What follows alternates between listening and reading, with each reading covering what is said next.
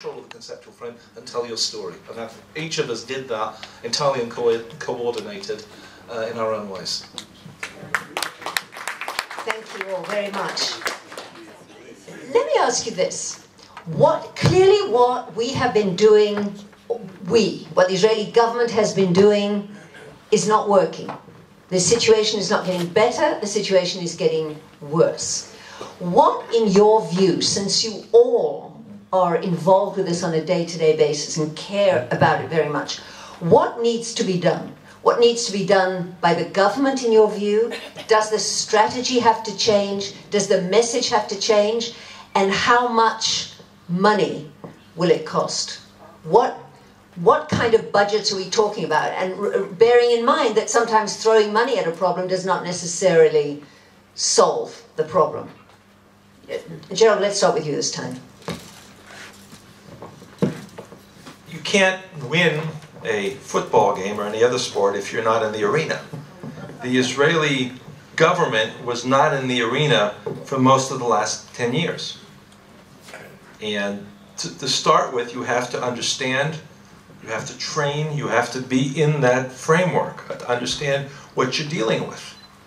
And one of the most frustrating things for me is to watch an Israeli official, a spokesperson, get on, a member of the Knesset, get on television, radio, whatever, and answer the obnoxious question that's asked by the reporter and say, well, we're not really that bad, and we only killed half that many people, or we only built half that many houses, or start back and go back to 1947, or start back in 2,000 years ago, and never really get to the point. So that's a real point of frustration, that people who think, I can answer this question, I can deal with this, and have no clue.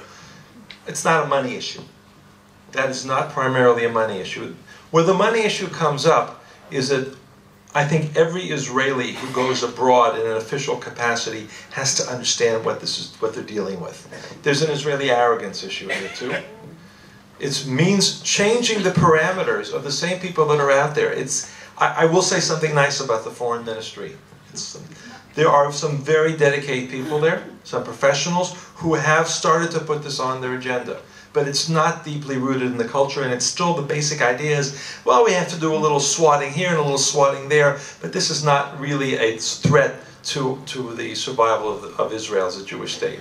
If you don't understand the threat, you can't possibly be able to deal with it. So again, I don't think it's a matter of money, it's a matter of getting that mindset in there. It's hard for a Sabra, for an Israeli, to say that these people out there really have completely contorted our existence in a way that threatens our survival. It's very hard to understand political warfare. So it's a very broad framework that takes a lot of the time that is necessary to develop that capability.